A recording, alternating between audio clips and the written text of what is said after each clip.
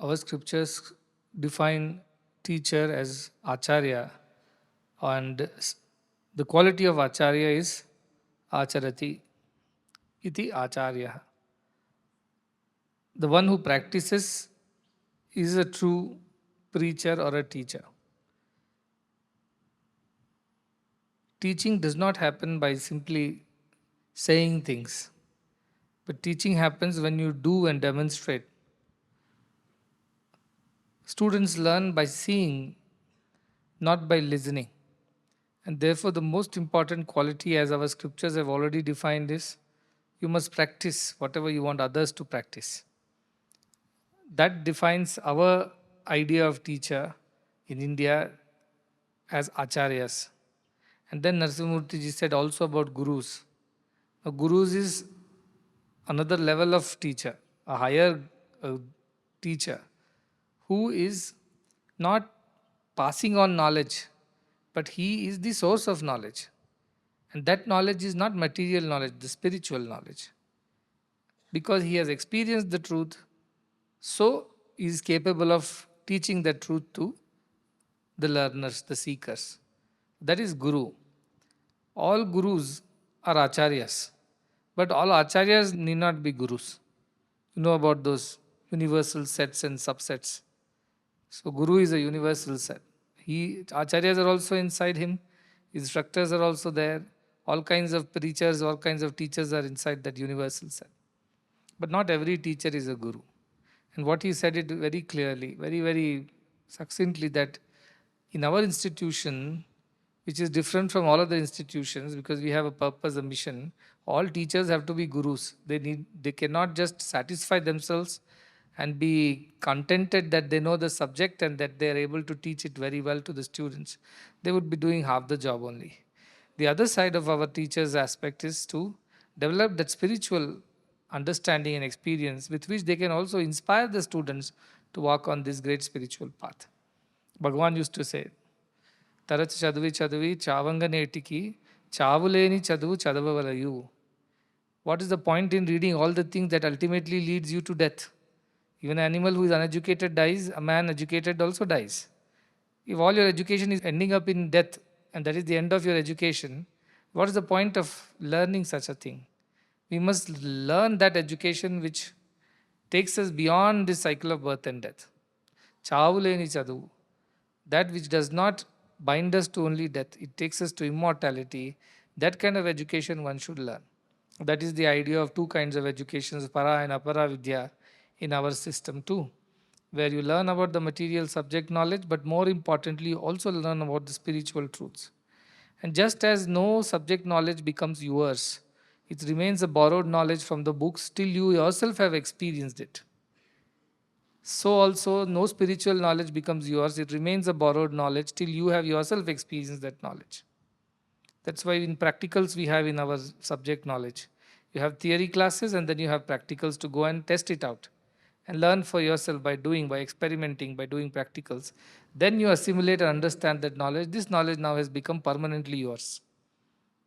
Whereas spiritual also runs on the same principle. You listen to great spiritual truths in satsangs or in your Paravidya classes or read books and scriptures.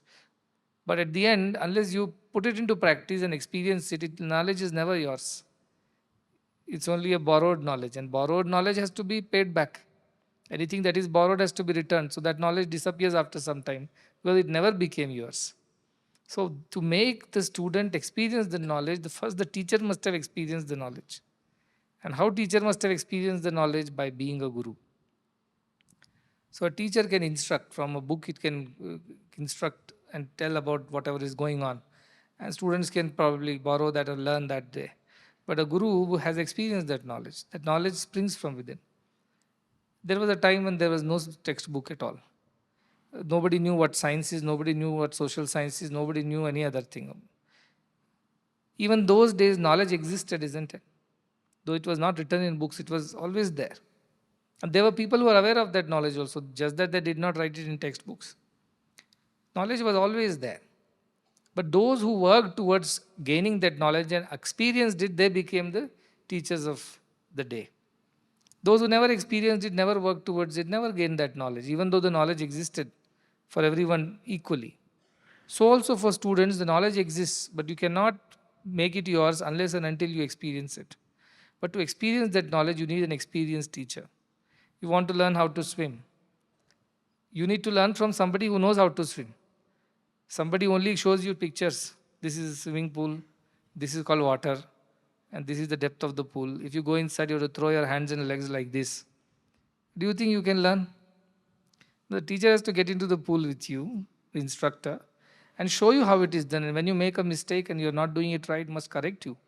And ultimately, till you make swimming as your own personal knowledge, where you don't need an instructor, the instructor or the teacher has to be with you. Unless there is a swimming teacher who knows how to swim, he cannot teach that swimming to somebody by theory. Likewise, all knowledge is yours only when you have a good teacher who has experience of that knowledge, and he shows you by doing it how it is done.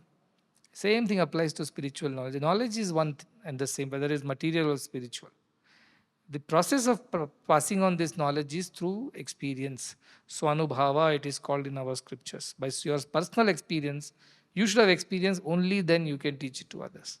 Anything, be it cooking, be it reading, be it driving, be it swimming, any small to big, or the highest adhyatmic knowledge of spiritual self. Everything can be only taught if the teacher has experienced it personally. Only then he can pass it on to the student. And then student becomes a teacher in the process, because now he is capable of passing this knowledge to others. When we started this university, since 5 years or 6 years back, the idea was to develop a place, a platform where we can create teachers of the future. Not just teachers, actually gurus of the future. So I call this as not as Guru Sishya Parampara, I call it as Guru to Guru Parampara. Because at the end of the process, you should become another Guru. During the process, you can be Sishya. But at the end of the process, you must become another Guru who is capable of creating more Gurus in the future.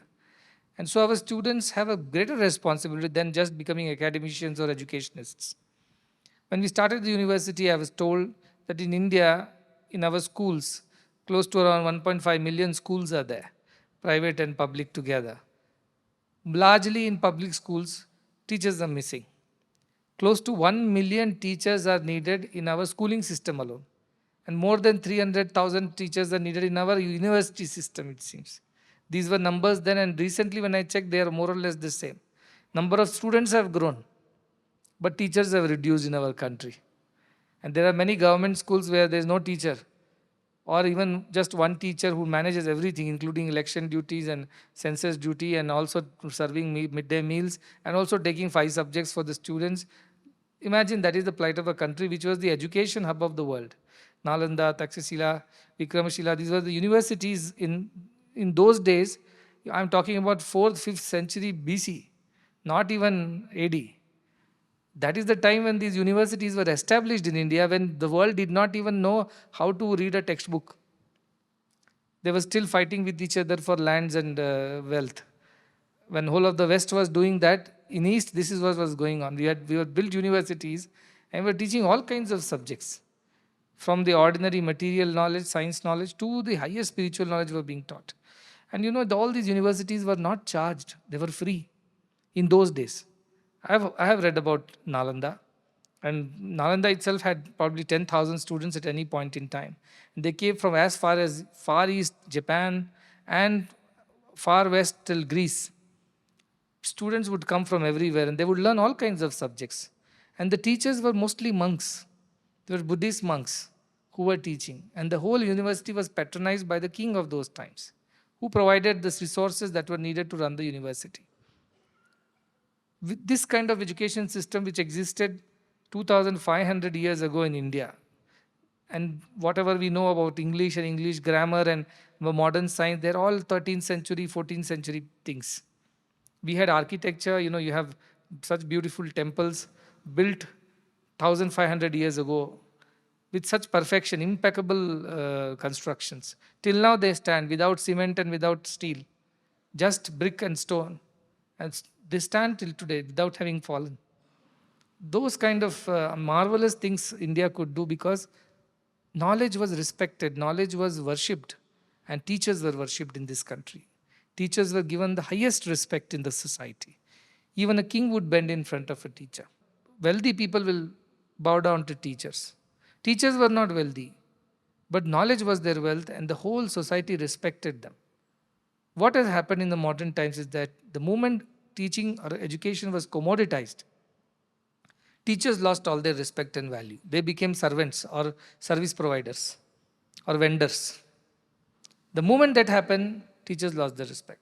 Many people tell me in today's times, who respects a teacher? Even teachers don't want their children to become teachers. First thing, they like farmers don't want their children to become farmers. Teachers don't want their children to become teachers. They want them to become engineers, doctors, or something. And I ask them, why do you do that? Because the bad experience we have had as being teachers. We don't want our children to go through the same. Farmers say the same thing to me, the kind of life we live. We don't want our children to suffer the same fate. So let them do something else, not farming. Let them do something else, but not teaching. And that is why the number of teachers have fallen in the country, even though the number of students have gone up. This is a crisis. In couple of years, the number of children will be even more, those who need to go to school and get educated. Naturally, because India is growing, population is growing, and most of the children are born in rural India, where the schools don't exist or teachers don't exist. What will they do whole day if they don't go to schools? If there is nobody to teach them, if they go to school, there is no one to teach them. What will they do the whole day? Idle mind is devil's workshop. So all of them will take to wrong ways. Who are these criminals? Have they come from another planet? They are our own people, our own children, our own brothers, cousins, sisters. How did they become criminal? Because they didn't know what else to do with their lives. Nobody told them this is wrong. Nobody helped them to correct themselves, guide them. So by habit, by habit, by habit, continuously it's repeating it over and over. Now they've become hardened criminals and nothing can be done about it because it's too late for transforming them. The only destination is jail. With this kind of country which was glorified as the teaching and education destination for the whole world, thousands of years ago, not even like recent times, that country is suffering a fate today where children don't have teachers in their schools. And even if they're hardly well educated, they hardly are passionate about teaching, they just go because they just have to go and do a job and get a salary. They don't care about whether students are getting inspired by all that education, whether they're going to be future leaders or redeemers of the society. None of these matter to many of the teachers, most of them. Yes, there are few teachers, there are pockets of them. There are a couple of them who are very, very passionate even today. They work very hard. We had a small meeting here where we gave a kind of a competition and a prize for clean and green school. I was so happy to see we gave 100 prizes. You all know that for keeping schools green and clean. That was the initiative. But that is just an indicator of how much the teachers or principals are serious about their job. It is beyond the call of duty. Teaching is their job. But keeping the school green and clean is going beyond the call of duty. So if they are doing this, definitely they are also doing good teaching is what my calculation was. 100 of them were given prizes and many more were here. I was so happy to see. Some of them were so spirited, so enthusiastic. They were not rich people, but each of them was pulsating with such energy and enthusiasm. And I felt, oh, there are still some people like this in our country. That is why our country is still, going on, and we have not kind of fallen into that depression that we Western countries are presently going through, especially with the children. Because there are some teachers somewhere they're giving their everything and more to protect the society. But then I asked them, some of them, what are the challenges? They say resources are the challenges. We are not paid on time. Salaries are not given. Some people were telling that even the budgets that are kept for the schools, they're not released. So sometimes they're not able to undertake repairs and maintenance. Many times out of their own pocket, they put the money and get things done for the students. All these kind of challenges they face in a country which is supposed to be $5 trillion economy in a couple of years. Education budget of the country is nowhere near where it should be. Even Bangladesh and Pakistan's education budget is more than ours.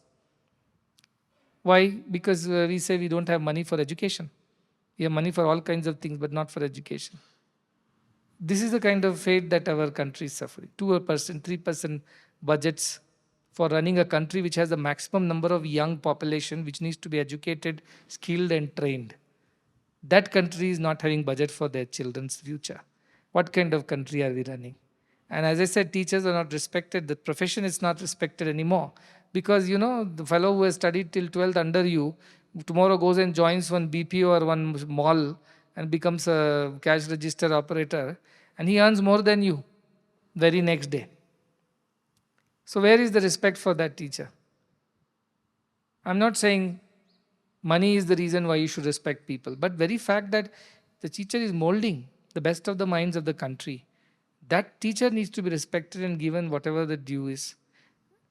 They are not running behind money, but they do need respect. They do need a kind of a status in the society where parents and people bow down in front of them when a teacher passes by. But that culture is gone. Why? Because education was commoditized. So parents say, what is there? You do the job properly, we are paying you for that. Like you pay a servant to get your things done. Now teachers have become that kind of service providers where you demand things from them. Do this, otherwise we will not pay you. I have seen so many teachers, they've come running, joined us. And I asked them why you are working in a very good institution. They said, management was only asking one thing: what is the revenue? How much fees you have collected? If you have not collected the fees, who is going to pay the salary? If you will you pay from your pocket? And college is not making money, therefore we are going to shut down this department, that department. All the time there was a sword hanging on their neck. This is the kind of lives professors and teachers live outside because of the commercialization of education. And what private institutions do? They every day, as the demand grows up, the fees go up. Today also I saw in newspaper there was government is saying they control the fee for nursing courses. They have also sent notice to all the nursing colleges that you better not charge, because once fee is published, but so much other fees are taken in an indirect way. So that's how education's commoditization has led to absolute disrespect and detrimental value system in terms of education. The teachers are not respected because they are thought like service provider, like a taxi driver or a housemaid or a hotel chef or a cleaner. They're paid, you should do the job. This is the kind of education we have brought to, and that's in between all these, in the background of this. Dr. Sarvepalli Radhakrishnan, in those days, he was a pioneer in terms of education. He had a vision for the country. He had a policy, he had an idea, but he couldn't implement it because successive governments did not take it seriously. And in the name of secularism, all spirituality was thrown out of the window. God, religion, spirituality. And Sarvepalli Radhakrishnan was the first person, I think, who fought with his own professor. He was just 20, I believe, was studying in Madras, at a Christian college. And his professor was Professor Hoff, who was always making fun of Hindu religion and kind of calling it as a unethical or immoral or some kind of very bad ways. And he did a research, he produced a thesis at the age of 20 about Vedanta, the ethics of Vedanta. He said Vedanta is an ethical subject. He talks about, it's not some dream world, some fantasy land of Maya and all that. It is real and it is practical and it is to be used in a daily life, and you can make use of it and become a better person. He proved it through his thesis. And his own professor congratulated him, saying that he fought against that, what he called as the westernized way of, looking at Hindu religion, which always looked down upon our religion. But he brought the idea of Advaita Vedanta on to the top. And he said that Vedanta is the true religion in its universality and deep depth. Vedanta is the actual religion in all its significance. He told the world in those times when we were still suffering under a huge, westernized colonial English education baggage. The President of India said this. But 70 years down the line, are we any better is the question. We haven't learned. So in these times, who is going to take up westernized, commoditized education? Who is going to take the bull by the horns, as they say? Nobody is doing it because even mathas have run out of resources. They don't have finances, so they also started charging the fee. At best, 5, 10%, 15% free. Rest all is charged. Even in mathas, gurukulas, people were supposed to provide education to the needy and the poor and the downtrodden. Namesake, you open a hostel or two or one college or a school, and there you give something free. The rest of it is all commercialized. And I asked them, they said, what is the other way? Where do we get money to give education for free? They're asking me this question. Governments don't give us any help. Society is very, not so charitable anymore like in old times. And we ourselves don't have any way of generating resources. They ask me, how do you do it? We don't know. What is the magic? They ask me, teach us also. That's what they tell me. How do you do these large education institutions and do it for free? These big matadipatis ask me. I tell, I do not know. I just believe in this idea of Indian education, which should not be commercialized, which should not be commoditized, which should not be bought and sold. That is how our ancestors lived. That is what we were taught. The education was a right, fundamental right to every child. Nobody should have sold it or bought it. I know teachers of the past who would sacrifice anything and everything for the sake of bringing up a child in the right way. They were not looking at their wealth and retirement and their money and financial status. They were not interested in that. They were Saraswati Upasakas, not Lakshmi Upasakas. They only wanted to spread knowledge, even at the cost of penury, poverty, whatever they had to go through. Unfortunately, society was so, what you call, heartless to not look after them well. And so the next generation said, we are not going to be like our father and mother. We need to have a good life. And I think it's not worth sacrificing for a society which is so ungrateful for our services. That's how good teachers also disappeared from the society. And today, most of the teachers who are there in education institutions are all in the retirement age. The good teachers who are passionate, who joined the education system 30, 40 years ago. They're all, one leg is in the retirement age. They all retire in the next 5, 10 years. Whatever 1 million deficiency will go up to maybe 1.5 million. And children's number will go up.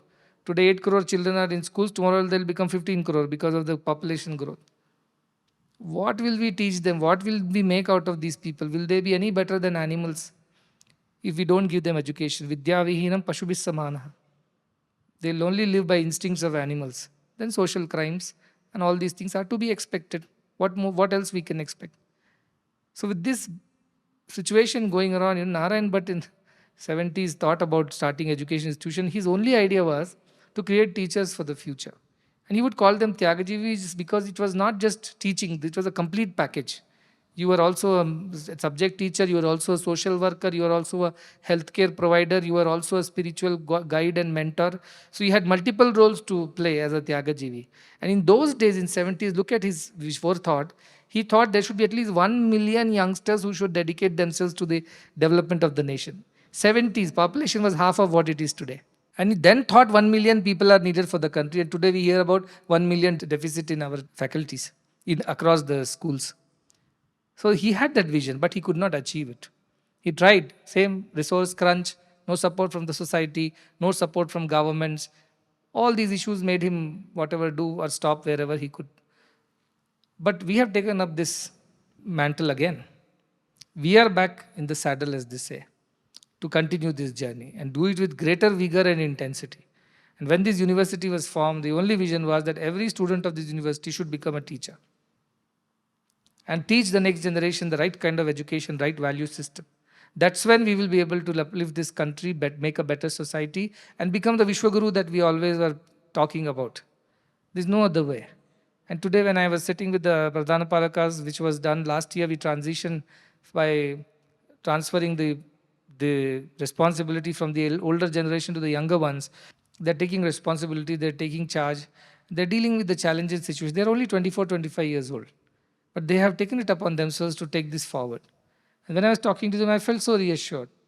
I thought if Dr. Sarvepalli Radhakrishna was around, he would have felt very reassured that finally my vision of Vedantic education, education which is Indianized, which is based on a Hindu idea of everybody's welfare, with the deepest idea that everything is divine, everything is God. With this idea, we will teach our children. He dreamt of such an education system. Being the president, he could not achieve it. But today, the ball is in our court, as I say. It's upon us to do all these things. And this opportunity has been given to all of us. Each one of us can be a teacher. You can be a doctor, but you can also be a teacher. Today, there are doctors, but there are no doctor teachers. We are suffering with the lack of faculty everywhere. Why? Because they become doctors, because through becoming doctor, they becoming businessmen, basically. If they join teaching profession, you are not going to earn as much. So most of the doctors have not gone into teaching at all. They did not think if nobody becomes a teacher, who will teach the next generation of doctors? They didn't think. They thought that is not my problem. My problem is how do I pay my education fee, which I have taken loan for, and then how do I get ahead in life? My friend has already gone to US. I'm still sitting here. It's no progress. That is how they compared with each other. So they did not take teaching, and today we don't have faculty available for medical schools. Government is opening left, right, center, every district, one medical school, they're saying. We have the faculty. Why go that far? Just go across to another medical college in the same district. Verge of closure. No faculty. This is the kind of country we have created because of our extreme greed for money and material things, and by discarding all the idea of spirituality and abandoning the Indian culture and Indian philosophy. What Dr. Radhakrishnan wanted was a country which was teaching children the spiritual education alongside the material education, Vedanta being its true philosophy, this true school of thought. And with that, he wanted to create enlightened citizens for the country, not just educated citizens. But he could not achieve it. His dreams remained dream. Narayan Bhatt could not achieve it. His dreams remained a dream only.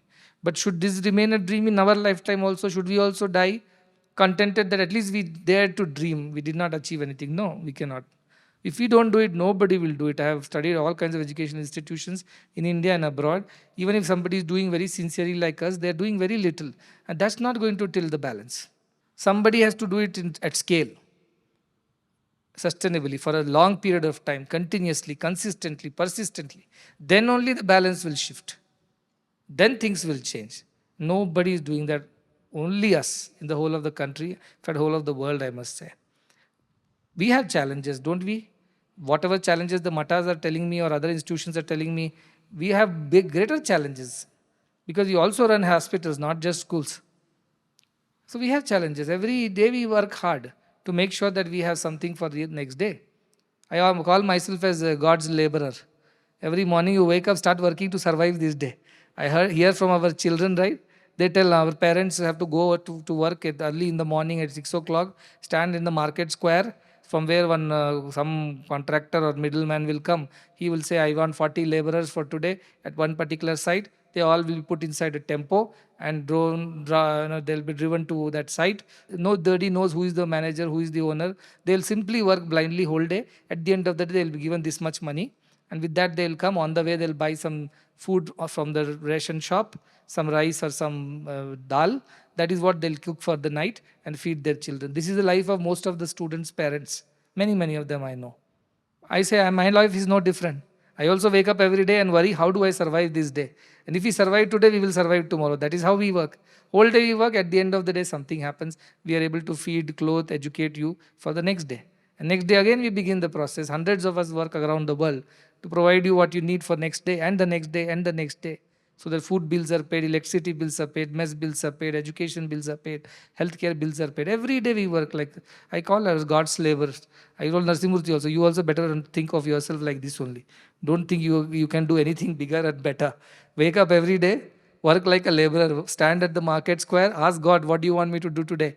And God will tell you, get into the tempo, we'll take you here and you work today, do this, and night we will drop you back at the market square with a little money for today which you have earned. Same way I work. I'm laboring every day just to ensure that this Indian philosophy, it is Indian idea of free education is not sacrificed at the altar of commercialism. For that sake, I work every single day and I want everybody to work with me.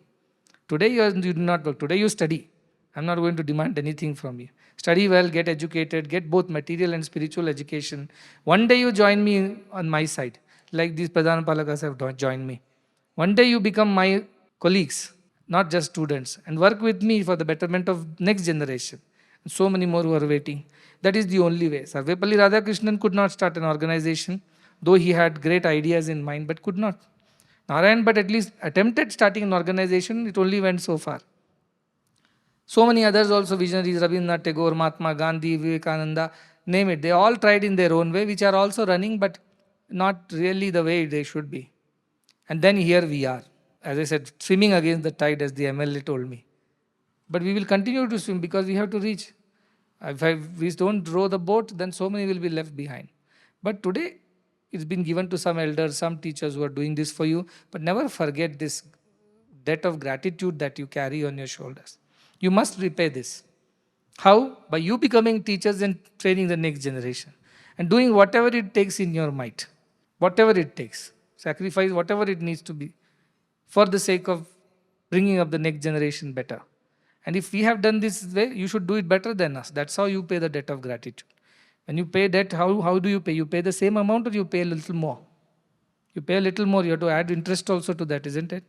So if you're carrying a debt of gratitude today for whatever we have done for you, should you not do more than that for the next generation? Obviously, yes. You have to add that interest portion and do better than us. So if I do 30 schools, you should open 100 schools. If I open 100, you should open 500. That is how you should be able to help more people. This is what I'm doing all the time, training and teaching these students. And I'm hoping that with these few green shoots that I'm already seeing, I'm hoping that these will grow into mighty trees in the future and bear fruits that will be sown in soils far away, grow into new crop, new harvest, new trees, bearing new fruits. And that is how more and more people will be saved. If you don't do that, be ready to hear all kinds of news that we hear every day. And no place is safe for nobody. You think physical world is terrible, cyber world is even worse. I was just reading news, the amount of cyber crime and frauds have happened. Thousands of crores of rupees of fraud has happened in 1 year in Bangalore alone, they said. 2,000 crores or something like that. I told people have been fooled and defrauded for money from their bank accounts by threatening them or fooling them into so many. And a lot of people. So crime is everywhere. And who are these criminals is my whole question. Either they are uneducated buffoons who have no other way but to steal and survive, and then in the process learn more wrong things and do more wrong things, or they are educated people, very sharp and clever, but their education is all wrong. They've been made into Frankensteins who are going to destroy the system itself from which they have come. That is the other kind of educated people. Both are destroying the society in some way or the other. In fact, educated ones are even more dangerous. So we have created a new system and we are working so hard to make sure. I want everybody to appreciate that. Take a minute, sit down with yourself and understand. It's very easy to just think that this happens on its own. Something happens, some people send money, teachers come, what is my problem? I will get education, go out, make money and live a happy life. If that is your attitude, quit tomorrow. That is the best thing to do. That is the best help you can do to me. Quit tomorrow if you are having that attitude. That something will happen, don't worry, we don't have to care, our parents don't have to care. Just get what you can get, squeeze as much as you can and run away with it. If this attitude of ingratitude is there, then you are not the right person to be here. I want everybody to be filled to the brim with gratitude for all that is being done by so many nameless people who are silently doing it. What we do alone will save this society and the world of tomorrow. And you are a part of this mission. You have a great responsibility. Don't shirk it away. Don't think that somehow you have got lucky and you're privileged and entitled to all that is being given to you. No, it's being given to you with great hope, with great vision, with great responsibility. And you must shoulder this responsibility as your elders have already started. 2-3 batches have already come in. They have started doing their job. They have started delivering better education, inspiring their younger brothers and sisters. They have already joined me on my side. And next is your turn. Never forget even for a day what is coming to us because of sacrifices of so many. Otherwise, these teachers' days will become just ceremonial celebrations where you put a photo of Radha Krishnan, put a haram on it, light a lamp, and give a speech.